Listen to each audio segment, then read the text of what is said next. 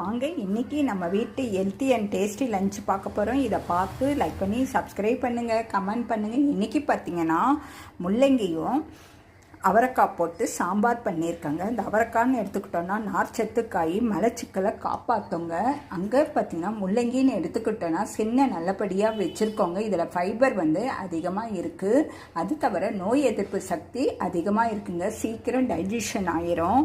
அங்கே பார்த்திங்கன்னா வெண்பொங்கல், இங்கே பருப்புக்கு சூட்டபிளாக வெண்டைக்காய் வச்சுருக்காங்க. வெண்டைக்கான்னு எடுத்துக்கிட்டோன்னா மூளையை நல்லபடியாக செயல்படுங்க. அது தவிர ஞாபக சக்தி அதிகமாக இருக்குங்க.